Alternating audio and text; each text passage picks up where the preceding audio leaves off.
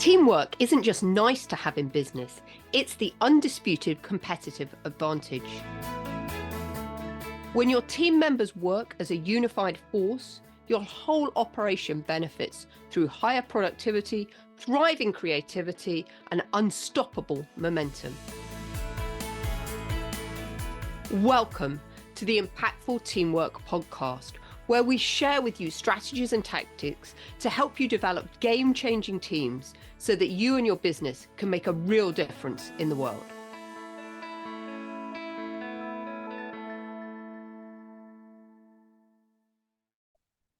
Hello and welcome to this week's edition of Impactful Teamwork. So I am so excited to be here today because today it is our birthday. It is our 100th episode. And I just love the lyrics of that song. It's my party and I'll cry if I want to. And quite frankly, I am pretty overwhelmed that we have managed to get to 100 episodes. Because when I started out, I never thought I'd get here, if I'm really honest. Wow, and I am even nearly crying here. And it's so interesting. This podcast has been such a labor of love. I absolutely love putting it together every week for you guys. And yeah, I guess my confession is that I'm usually not very committed to staying with things. And I think that's why I'm so emotional about getting to episode 100, because in my wildest dreams I could have never imagined we would have got to this point, because often I start things I'm very enthusiastic to begin with and then I rapidly run out of energy and I don't keep going with things. That's why I'm particularly so proud to get to this point. And who knew when I started this 2 years ago that this is where we would be today? And it's been such a journey of learning and exploration for me in the fact that it keeps me really grounded, because every single week I need to go out and research and find more content to bring you things and to hopefully open up your perspective on different areas of leadership and teamwork that maybe you hadn't thought about before. So I love it because this creates this continual live learning lab for me. And one thing that I am is I'm really passionate about continual lifelong learning. And I think there's always something we can learn. And this podcast actually provides me with that opportunity. And that's why I guess probably in about the last 6 to 9 months, I've also started having guests on the show. Because what I have begun to realize is I actually love to interview and chat and have conversations with people to find out about their businesses and for them to share their words of wisdom with us about what they've learned about running businesses, about leadership and teamwork on their journey. So today's episode I thought would be a little bit self-indulgent. I didn't quite expect it to start in the way it did, with me being quite so emotional, but it did, and that's fine too. But what I realized was that a number of you have been listening to the podcast for a long time, and I've never really shared with you my journey about how we got to this point and why I'm doing what I'm doing. So I thought I would just indulge you in sharing a little bit of the backstory of how we got here today. And this was really prompted as well by a recording I just did with a guest recently for an upcoming edition on the podcast. Because often when guests come onto the podcast, they are pretty shocked or surprised even that I don't have a set of questions. I haven't primed them with stuff before. And that's because I want the conversation to be very organic and conversational. And this is really driven by my massive frustration right now, because I keep seeing so many AI tools out there, and I'm not knocking AI at all. I think there's amazing things that we can do with AI, but we don't want to lose the human connection. And I've seen people advertising software where I can clone myself, and this could be AI Julia delivering it. And hopefully my raw emotion on here helps you realize this isn't AI Julia, and there isn't such a thing as AI Julia yet. Also, people were sending out podcasts that are totally even delivered not in their own voice, but by third-party bots and AI infrastructure. So for me, those conversations that I have with guests, I want them to be really organic. I want them to be really authentic because I think that's what people are craving. They want to know that they're actually talking to real people and not people's AI clients. So that's why I thought today it might be helpful to take you a little bit behind the scenes, behind the curtain, and share with you a little bit of my journey and how I got to where I am today and what we're doing today. As many of you will know, obviously, I'm Julia Felton, but what most people don't know is that I'm an award-winning business owner. I'm also an Amazon best-selling author. I have written two books, Unbridled Success and Unbridled Business. I've also the co-author of another couple of books as well. And recently, I just started writing my third book, so really excited about that. I'm the creator of the Unbridled Business Blueprint and also the Unbridled Teamship Roadmap. The first is a model that helps align leaders, teams, and organizations to create unstoppable business momentum. And that has now been upgraded to the Unbridled Teamship Roadmap, which really shows you how you can create a high performing team based on the pillars of holistic partnerships, harnessed energy, and healthy curiosity. Because I think at the end of the day, I believe that every single leader really wants to create a lasting leadership impact. And we do this through having game-changing trust, unbridled adaptability, and impactful contribution. So all of my work, as many of you will be aware from listening to the podcast, is inspired by wisdom from nature. And I really came across this because I realized that there was so much that in business isn't working today, and we needed another model. And I looked to nature and I found that model of how to lead more effectively.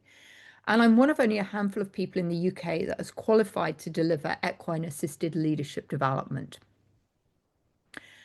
And of course, it's from the horses that I've got a lot of insight into how nature works. But also, as you'll hear, I've learned a lot about the natural world from living in Africa.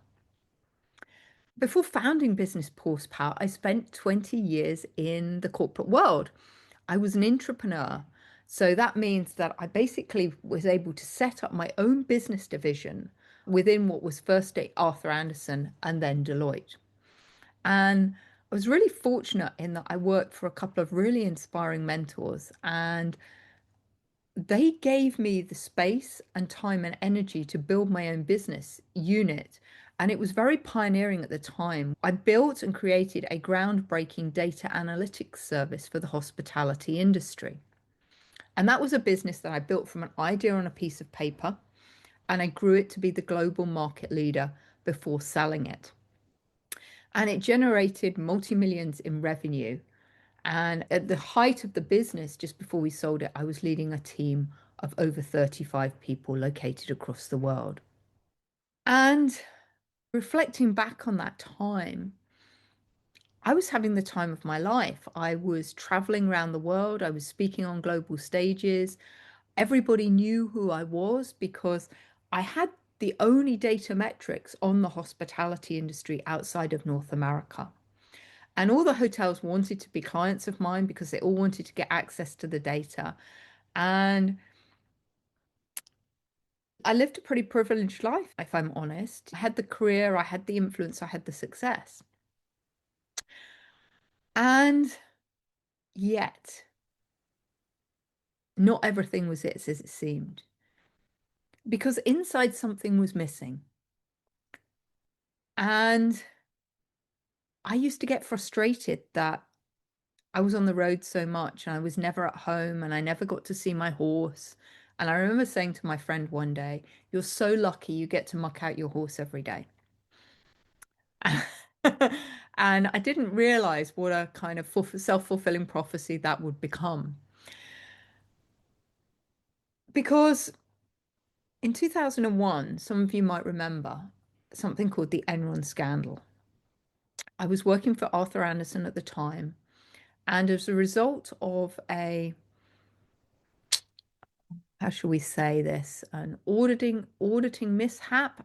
We don't really know what was going on, but Enron, who was a huge oil giant, the whole of their business collapsed due to some inappropriate accounting methodology.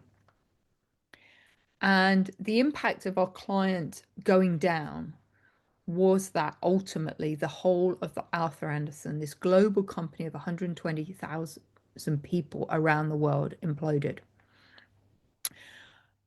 And I remember when we first heard about this, and we heard that there was this scandal in the US. It started in Texas with where the Enron headquarters were. And I remember thinking, oh, that's just a bit of a scandal in the US that will never impact us. But unfortunately, it did. And as a result of our involvement in the Enron scandal, the whole of Arthur Andersen globally lost its right to trade. As many of you will know that listen to the podcast a lot, I'm really passionate about trust and how do we create a business, high performing teams, and a business where everyone trusts each other, because without trust, nothing happens in business. So you can imagine as the company becomes indicted for malpractice, how our clients were just like, we can't work with you anymore. So all of our clients left because we had broken their trust. And that was really why the business ended up imploding, because we had no clients left. And in the UK, we went through 9 months of uncertainty about what would happen with the business. Across the world, we were finding that Arthur Andersen was getting broken up. In some countries, maybe somebody like Ernst & Young or KPMG bought maybe the tax division, somebody else bought the audit division. So the whole business was being split up into different areas.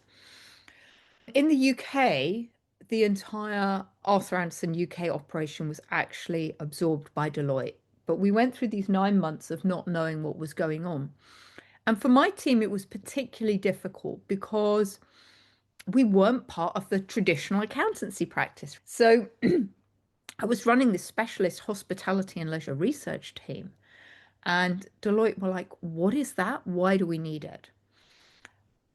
And so there were a number of points along that 9 months where, there were really serious decisions being made about, was my whole team even going to be made redundant? Why did they even need to acquire us with the business? And it was very interesting for me because I had always been brought up to believe that a company would look after you for life. And I guess from my parents' generation, that's what happened. But in the light of this Enron crisis, what I realized was that a company was quite prepared to let me go at the first opportunity. And so my whole illusion of stability was shattered. And I guess this became the first time that I started to realize, God, I might need to reinvent and do something different for a while. And so luckily, my division was acquired by Deloitte. But even after being acquired by Deloitte, they still weren't quite sure what my division was all about. And I remember getting pulled before one of the senior partners from Deloitte and him saying, Julia, why do we need your division? And I remember being very passionate about why they should keep our business. One of the reasons for keeping our business was that we had all the data. We knew behind the scenes what was happening in the hotel industry. And that was a big driver in us getting a lot of consultancy work and particularly mergers and acquisitions work.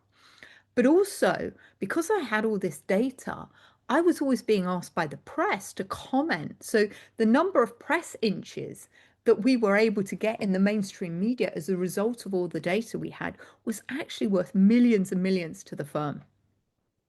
But I was very impassioned in this dialogue with the senior partner from Deloitte, and to the point that I actually got welled up and got a little bit tearful about it. And I left his office going, just thinking, I've absolutely blown that. We're everyone's role is going to be made redundant. I've just messed everything up for my team. And I remember going past this gentleman's office a few days later and I saw his door was open. I actually stuck my head around the door and I said, I just want to apologize for my sort of outburst in your office. And he said something that was really powerful. He said, Julia, it's rare that somebody has that level of passion for something within the business. And that was a big realization for me because I actually realized that most people weren't as passionate about their jobs and what they were doing as I was. The other thing that happened at this point was while we were going through this whole Enron crisis, was that I actually went and bought my first horse. Now, I know a number of you probably think that I'd had horses my whole life. No, I was in my mid-30s when I got my first horse, Toby, who many of you would have heard me talk about. And yeah, that was me just going, if nobody's going to look after me, I've always wanted a horse. He was actually owned by a friend of mine who I'd met. I was going to go on a ranching holiday to Wyoming and I needed to go and get some equipment. We were going to go to cattle ranching to move the cattle down from the mountains for the winter. So it was going to be pretty cold and I was trying to find some equipment. I'd gone to a tack shop to buy some gloves and some really good waterproof equipment, a gear that I could wear while I was out riding. And actually the girl behind the desk there, I was talking to her, I said, where can I go riding? Because I hadn't been riding for a long time. I knew that when we were out on the ranch, we'd be riding like 10, 12 hours a day. And she had a horse and she said, we can come ride one of mine, Julia, and I did. And she then had Toby, and her and Toby never really got on. I do think that there are horse people matches in the same way that there are people matches. We get on with some people, right, and we don't get on with others. And I think that's the same with horses and people.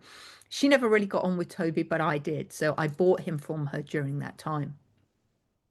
And then if we fast forward to about 2006, I was pretty exhausted and burnt out and lost, to be honest. I was really craving some adventure and meaning and something beyond this relentless grind of corporate life. The business had grown. We were now the global market leader.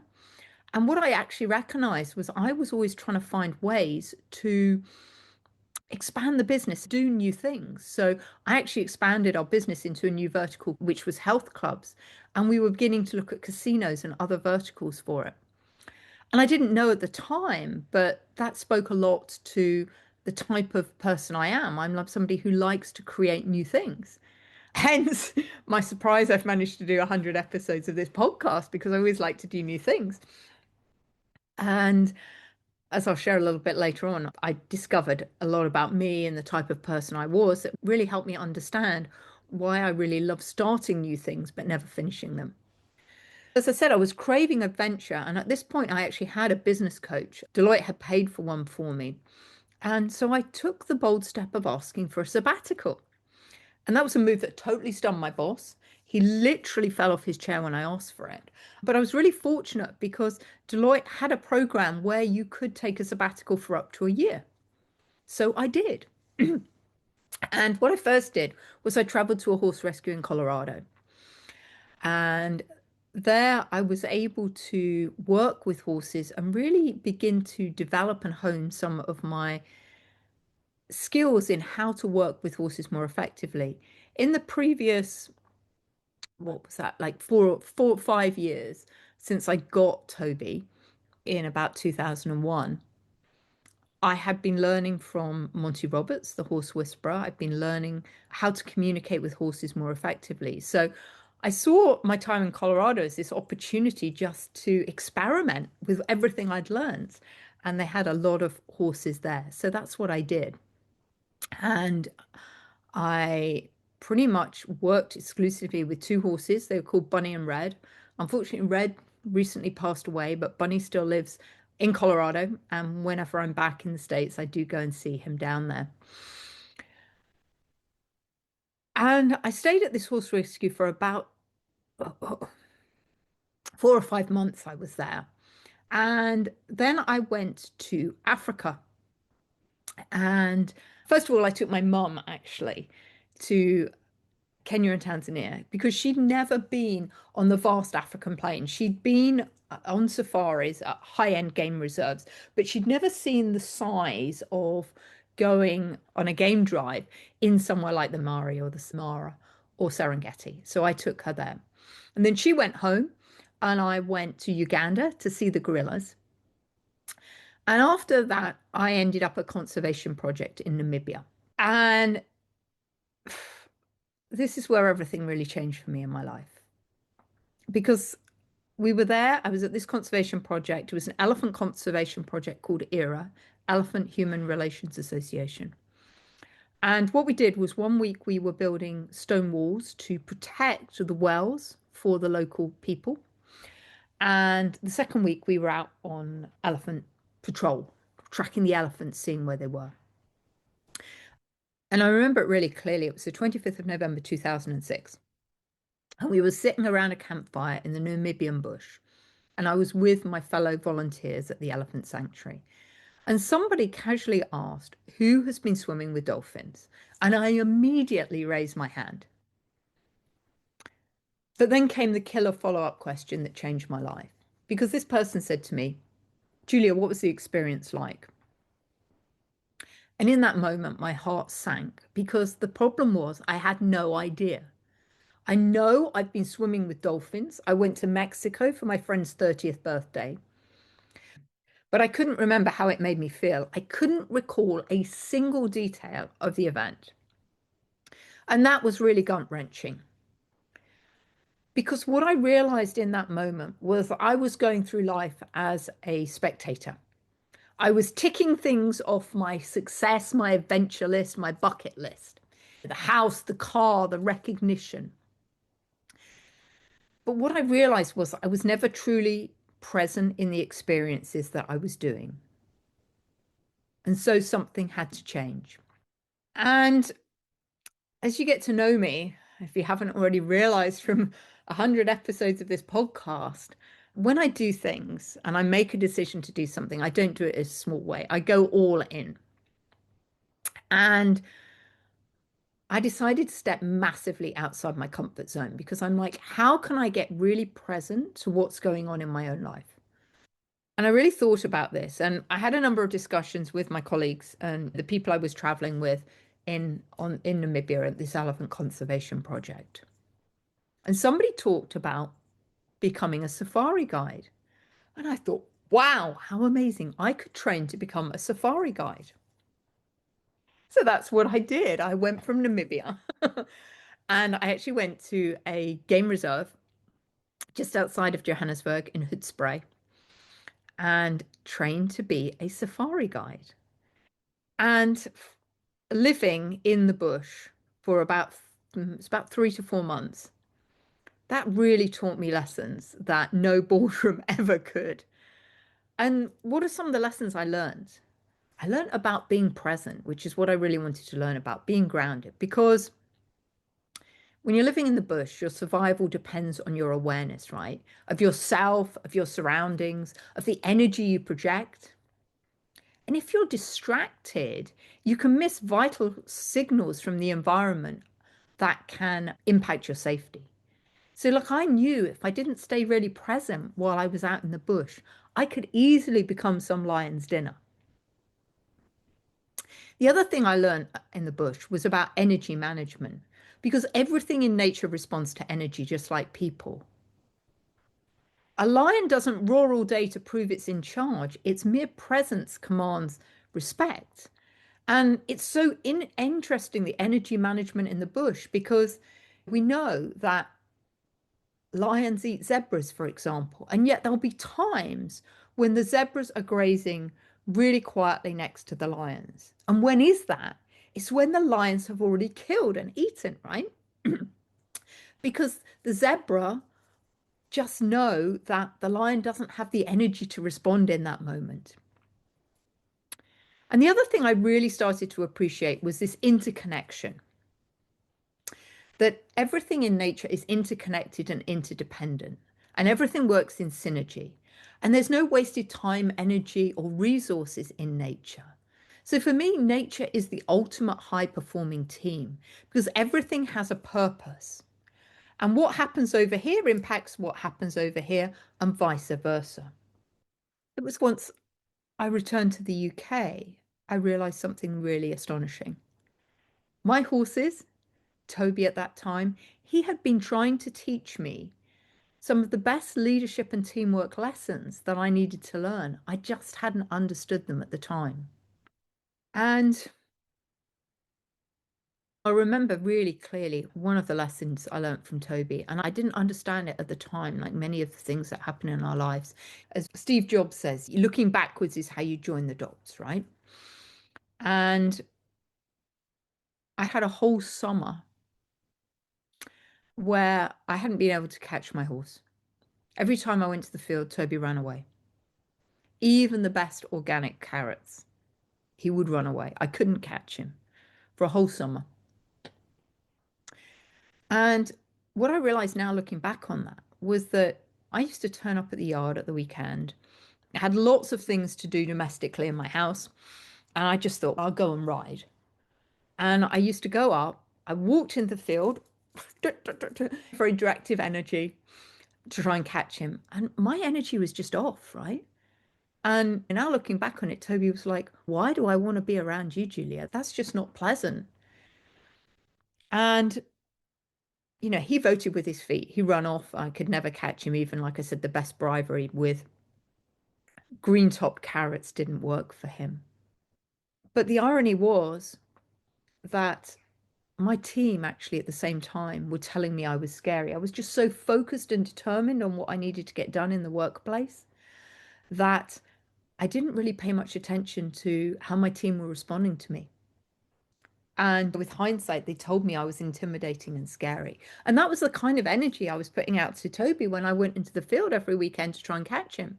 And he said, I don't want to be around that. And I just run away. Now, my team was slightly more polite. They didn't do that to me, but that's how they were feeling. And this is why the horses are so powerful in giving us feedback on our leadership presence, because they're never afraid to sugarcoat the feedback. They're just going to respond as it is. So what I realized in that moment were that my horses have been teaching me the best leadership, teamwork, and communication lessons I could ever need to learn. And when I realized that I had been managing my corporate team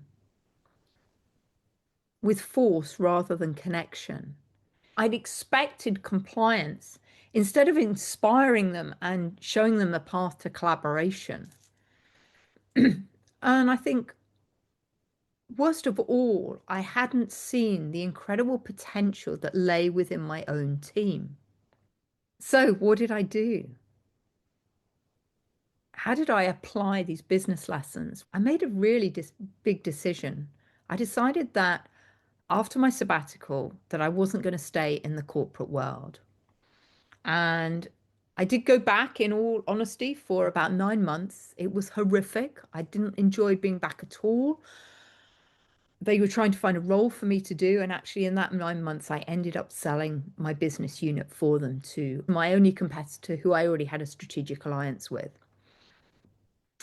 And then I decided that I was going to look at ways that we could reinvent leadership, but not in the boardroom where everyone expected me to do it with my 20 years of corporate experience, but actually out in the fields where leaders could learn directly from nature and my herd of horses.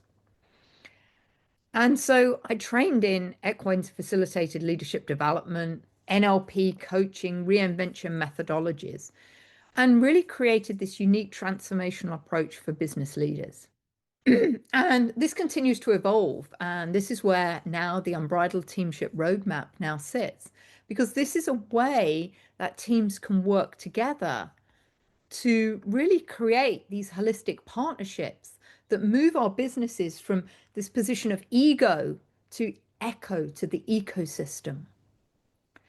They move our businesses from acting on harnessed energy and moving from chaos to coherence, and from healthy curiosity, where we start with compliance and we move to candor.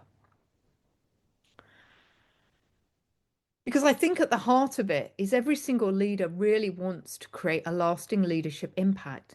They really want to unlock the hidden potential in their people, in their teams, in their organizations, and show people how they can contribute to the best of their ability and how they can create an impactful contribution in the world. Nowadays, I really work with leaders of scaling companies. I help them unlock the power of their teams, navigate uncertainty with confidence, create sustainable business momentum, and leave a lasting leadership legacy, because they become the boss that everyone wants to work for, the type of boss who sees them for who they are and really helps them unlock their hidden potential. Because at my core, I really believe this, that leadership isn't about control, it's about connection. I also believe that business really should mirror nature. It's about efficiency, agility, and sustainability. It's about this interconnectedness and interdependence. There aren't hierarchies in nature, right? Everything works together, and this is the concept of teamship, how we bring the right resources and people together to do the jobs that need to get done. I also began to realize that reinvention isn't just a one-time event, it's a way of life. For me, reinvention occurs when we take the best of the old and we move it into the new.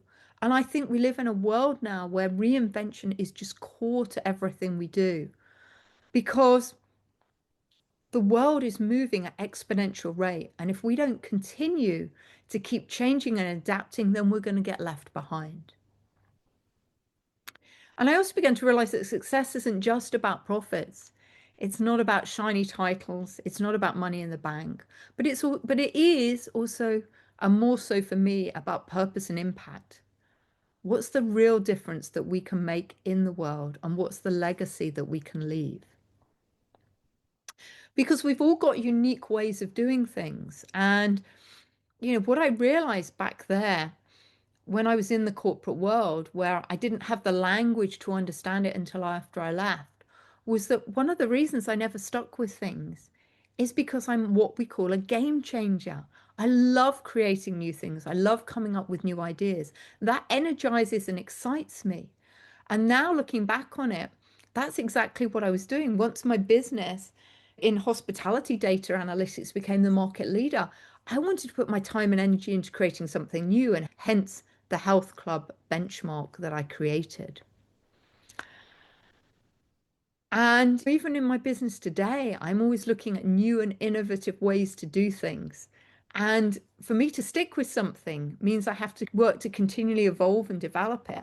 And I guess reflecting back on this podcast, that's what I've been doing now with having different guests onto the podcast. But I think I'm really fortunate now in that I'm now pretty much living a dream life. I'm developing and creating my leadership retreat center where leaders and teams, they come to learn from the horses.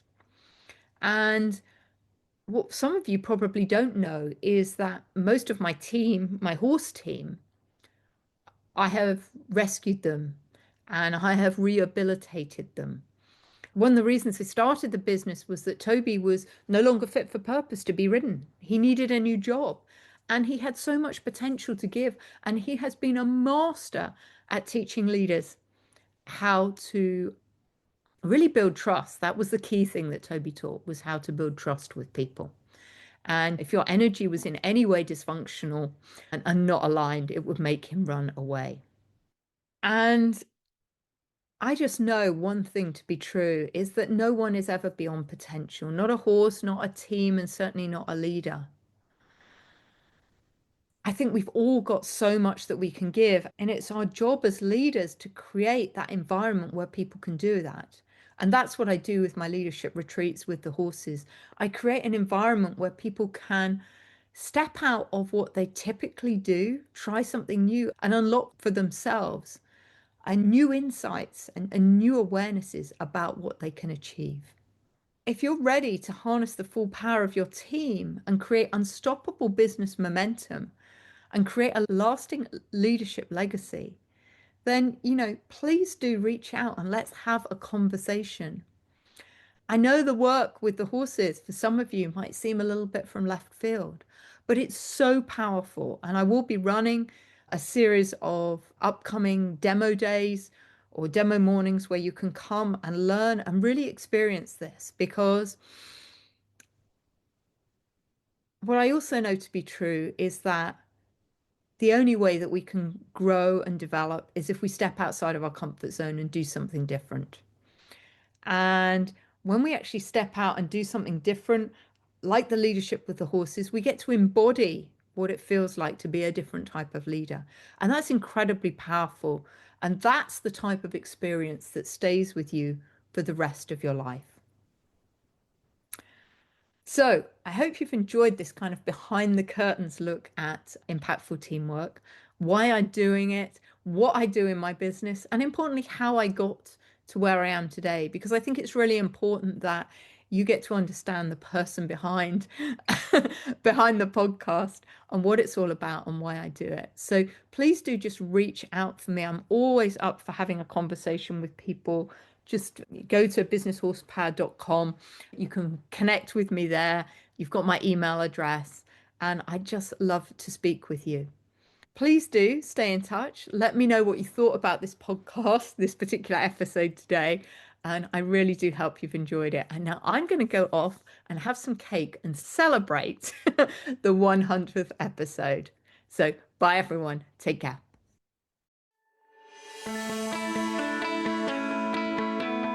Thanks for listening to the Impactful Teamwork Podcast. Please stay tuned for future episodes and do subscribe wherever you get your podcasts. If you've enjoyed this episode, please leave a rating on your favourite platform. Recommendations are essential for attracting new listeners. Please follow us on social media at Julia Felton and at Business Horsepower. And if there are any topics you'd like us to cover on future episodes, please do let me know. Remember, you and your team are always making an impact. What impact will you make today?